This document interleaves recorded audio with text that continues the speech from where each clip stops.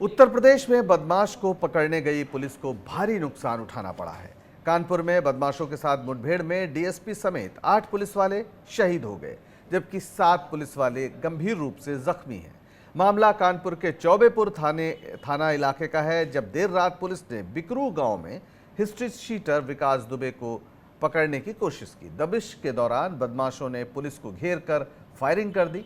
इसमें 8 पुलिस वाले शहीद हो गए। विकास दुबे वही अपराधी है जिसने 2001 में राजनाथ सिंह सरकार में मंत्री का दर्जा पाए संतोष शुक्ला की थाने में घुसकर हत्या की थी। वारदात पर सीएम योगी आदित्यनाथ ने डीजीपी और अपर मुख्य सचिव गृह से बात की है। बताया जा रहा है कि बिल्हौर के सीओ देवेंद्र मिश्र, शिवराजपुर के SO Mahesh Yadav, 2 sub inspector और 4 सिपाही शहीद हुए हैं। इसके अलावा 7 पुलिसकर्मी घायल हैं, जिनमें कई की हालत नाजुक है। पुलिस हत्या के प्रयास के केस में शातिर विकास दुबे को अरेस्ट करने गई थी। विकास के खिलाफ 60 केस दर्ज है। लोकल अधिकारी सभी लोग मौके पर मौजूद हैं। डीजीपी महोदय ने जो हमारी एसटीएफ और अन्य विशेषज्ञ टीमें हैं उनको भी इसमें लगा रखा है और कोई भी जो अपराधी है वो बचने नहीं पाए। अभी तक कोई मारा गया, कोई अपराधी इस तरह का? कोई अभी चीजें कार्रवाई चल रही है। अगर कोई ऐसी बात आएगी तो आपके साथ हम शेयर करेंगे। पुलिस पार्टी एक ऑपरेशन करने गई थी, क्योंकि ये बहुत शातिर अपराधी है और ये बराबर इस तरह का काम कर रहा था, तो उसको रेड करके पकड़ने के लिए हमारी पार्टी गई थी वहाँ पर। और इन लोगों ने वहाँ पर जेसीबी लगा दिया अपने गांव में, जहाँ पे पार्टी जा रही थी, जिस कारण गाड़ी वगैरह ऑब्स्ट्रक्ट हुई हमारी। और जब फोर्स उतरा तब इन्होंने फायरिंग की और हम लोगों ने उसमें जवाबी फायरिंग भी की। लेकिन चूँकि ये हाइट पर खड़े हुए थे लोग शायद अंधेरे में, तो इस वजह से जवाबी फायरिंग में इनके हमारे आदमियों पे गोलियां लगी हैं, जिसमें 8 आदमी शहीद हुए हैं, जिसमें हमारे लोकल सीओ साहब भी हैं और उनके साथ 3 सब इंस्पेक्टर्स और अन्य 4 कांस्टेबल्स हैं जिनको वीरगति प्राप्त हुई। देखिए, रात्रि में जो घटना हुई थी जिसमें 8 पुलिसकर्मी हमारे शहीद हुए थे, उसके बाद पूरे कानपुर नगर की पुलिस फोर्स को सड़कों पर उतार दिया गया था और लगातार कई टीमें बना करके हम लोग कॉम्बिंग कर रहे थे। जो भी जंगल हैं, भागने के रास्ते हैं, रेल के ट्रैक हैं, इन पर लगातार पुलिस की पेट्रोलिंग चल रही थी। इसी कॉम्बिंग के दौरान आज सुबह जो है अपराधियों की पुलिस से मुठभेड़ हुई। अपराधियों ने पुलिस के ऊपर अंधाधुंध फायरिंग करी, जिसमें हमारे 2 पुलिसकर्मी घायल हुए। जवाबी गोलीबारी में 2 अपराधी मारे गए हैं और उनके पास से वो हथियार बरामद हुए हैं जिससे रात्रि के समय में उन्होंने पुलिस पर गोली चलाई थी। और दरअसल बदमाशों ने पहले से तैयारी की हुई थी। पुलिस के मुताबिक जब पुलिस की टीम विकास दुबे को गिरफ्तार करने गई तो गांव के बाहर ही जेसीबी लगा दी गई थी, जिसकी वजह से फोर्स की गाड़ियां गांव के अंदर नहीं जा सकी। इसके कारण पुलिसकर्मी गांव के बाहर ही उतरे। तभी पहले से घात लगाए बदमाशों ने फायरिंग शुरू कर दी। पुलिस की ओर से भी जवाबी फायरिंग की गई थी। बदमाश ऊंचाई पर थे, इस वजह से पुलिसकर्मियों को गोलियां लगी, जिसमें कानपुर मुठभेड़ में बिल्हौर के डीएसपी देवेंद्र कुमार मिश्र समेत 8 पुलिस वाले शहीद हो गए। शिवराज के एसओ महेश यादव, मंधना के चौकी इंचार्ज अनूप कुमार, शिवराजपुर के सब इंस्पेक्टर नेबूलाल भी शामिल हैं। इसके अलावा 4 जवान भी शहीद हुए हैं, जिसमें चौबेपुर के सुल्तान सिंह और बिठूर थाने के राहुल, जितेंद्र और बबलू ने अपनी शहादत दी है। चंद्रकांत तिवारी हमारे संवाददाता कानपुर से जुड़ गए हैं इस खबर पर और ज्यादा जानकारी के साथ। चंद्रकांत, फिलहाल क्या हाल है वहां पर? पुलिस किस तरह से मसले को हल कर रही है और क्या अपराधियों का कोई सुराग, यानी उनको पकड़ने में किसी तरह की कोई कामयाबी अभी हासिल हुई है? फिलहाल आपको बता दें कि अभी आईजी मोहित अग्रवाल ने बयान दिया है। अभी 2 बदमाशों को मार गिराया गया है, जिनके पास से अवैध असलहे और लूटा हुआ हथियार भी बरामद हुआ है। ये काशीराम नियावादा गांव का जो जंगली इलाका है, इसमें पुलिस को सफलता मिली है। 2 बदमाशों को मार गिराया गया है। बाकी आपको बता दें कि ये पूरा मामला जो है चौबेपुर थाना क्षेत्र के बिगरू गांव का है, जहां पर पुलिस हिस्ट्री शीटर विकास दुबे को पकड़ने गई थी। पुलिस टीम पर बदमाशों ने हमला कर दिया, जिसमें 8 पुलिसकर्मियों की मौत हो गई, जिसमें 1 सीओ, 1 एसओ, 2 सब इंस्पेक्टर और 4 पुलिसकर्मी जो है वो शामिल है। आपको बता दें कि पुलिस वहां पर एक पुलिस को एक व्यक्ति ने शिकायत दर्ज कराई थी विकास दुबे के खिलाफ, जान से मारने की धमकी दी की शिकायत दर्ज कराई थी, जिसको लेकर पुलिस की टीम शातिर अपराधी विकास दुबे को पकड़ने के लिए गई थी। पुलिस ने शातिर अपराधी विकास दुबे के घर पर दबिश दी। पुलिस के घायल साथियों के अनुसार जो है, जो जानकारी मिली है उसके अनुसार विकास दुबे और उसके लगभग 1 दर्जन साथियों ने पुलिस पर ताबड़तोड़ फायरिंग की थी, जिससे और घर के अंदर और घरों के बाहर से गोलियां चलाई गई थी, जिसमें एक सीओ, एक एसओ और 2 सब इंस्पेक्टर सहित 4 पुलिसकर्मी शहीद हो गए हैं। जी, बहुत शुक्रिया चंद्रकांत इस सारी जानकारी के लिए। हमारे साथ जुड़ गए हैं अखिलेश प्रताप सिंह, नेता कांग्रेस। अखिलेश जी, जो उत्तर प्रदेश में हाल हुआ है इस समय, खास तौर पर 8 पुलिस वालों की शहादत हुई है, उस पर आपकी पार्टी का क्या कहना है? देखिए, सबसे पहले तो जो हमारे जांबाज यूपी के अधिकारी शहीद हुए हैं, उनको पूरे कांग्रेस पार्टी के तरफ से, प्रदेश की हर नागरिक के तरफ से उन्हें श्रद्धांजलि, उनके परिवार के प्रति संवेदना है। और जंगल है, इसी को तो जंगल राज बोलते हैं। पुलिस के ऊपर इस तरह से बेखौफी के साथ इतने बड़े स्केल पे हमला हो और इतने 8 पुलिस वाले की शहादत हो जाए, कई पुलिस वाले गंभीर रूप से घायल हों, तो आप अंदाजा लगा सकते हैं कि कितने हौसले बुलंद हैं उत्तर प्रदेश में अपराधियों के। इसी से साफ साफ अंदाजा लगा सकता है।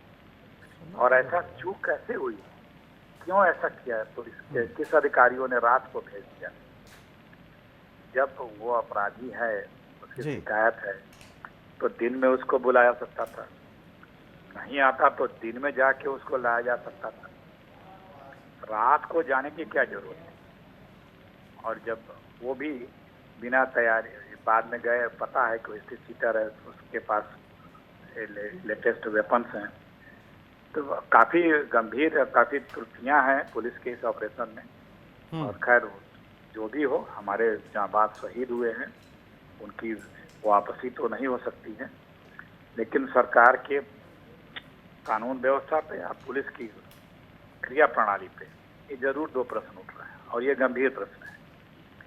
क्योंकि देखिए, अगर कोई इतना बड़ा क्रिमिनल है तो उसे उसके लेवल के तरह से ट्रीट करके पुलिस को उस हिसाब से कार्रवाई करनी चाहिए। हमारे हिसाब से, हमें नहीं पता, लेकिन लगता है कि उसे अगर दिन में वहाँ जाया गया होता या दिन में बुलाया गया होता, या पता है कि घर में है तो उस गांव के नाकेबंदी करके कि रात में भाग न पावे, कोई फरार तो था नहीं वो।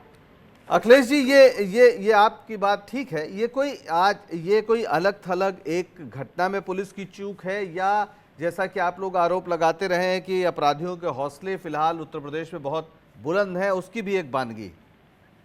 अरे ये बानगी क्या है? अब इससे बड़ा प्रूफ और क्या होगा? आप खुद बताइए कि पुलिस बल पे इतने लार्ज स्केल पे हमला और उन पे हत्या, उनका सबका, तो ये हौसले तो बुलंद करने को कहेंगे। एक चीज और हो, एक कारण और भी हो सकता है। देखिए, यहाँ पे एक संस्कृति डेवलप हुई है, ऑफिशियल संस्कृति जिसे बोलते हैं, ठोक दिए जाओगे। सरकार बोलती रही है ना, ठोक दिए जाओगे, ठोको। तो बहुत से लोगों को ठोक दिया गया। ये भी हो सकता है कि लोग रात में गए हों, उन लोगों को ये लगा हो कि ये रात को पकड़ के हमको भी ठोक देंगे, तो वो अपने हौसले उनके बुलंद नहीं है। सरकार के किसी न किसी का उनका जरूर समर्थक छाया उन लोगों को। जी अखिलेश जी, आप बने रहिए हमारे साथ। अनिला सिंह जो बीजेपी की प्रवक्ता हैं, वो भी हमारे साथ जुड़ गए, वो देखते हैं क्या कहते हैं। अनिला जी, जितना ये आपके सामने ये दृश्य है, आज 8 पुलिस के लोग शहीद हुए हैं, क्या अब भी ये न माना जाए कि उत्तर प्रदेश में अपराधियों के हौसले बुलंद हैं, जैसा कि विपक्ष आरोप भी लगाता रहा? देखिए, विपक्ष आरोप लगाएगा, अगर आरोप नहीं लगाएगा तो विपक्ष वो किस काम का। परंतु अगर हम इस घटना के बारे में बात करते हैं तो सबसे पहले तो मैं नमन करती हूँ उनकी शहादत का। और पुलिस वहां अपराधी को ही पकड़ने गई थी ना। और एनकाउंटर क्या होता है? एनकाउंटर प्लान नहीं होता है, एनकाउंटर होता है रिएक्शन। जब उधर से अपराधी जो हैं बंदूक चलाते हैं या हमला करते हैं पुलिस की टीम पर, फिर उसके रिएक्शन में पुलिस जो है वापस हमला करती है, बंदूक चलाती है। ठीक है, तो जो ये कह रहे हैं कि अपराधियों के हौसले बहुत बुलंद हो गए हैं, पुलिस निकम्मी हो चुकी है, सरकार बिल्कुल बेकार है, ठीक है, आप टीका टिप्पणी करते रहिए, आप पुलिस का मनोबल कमजोर करते रहिए।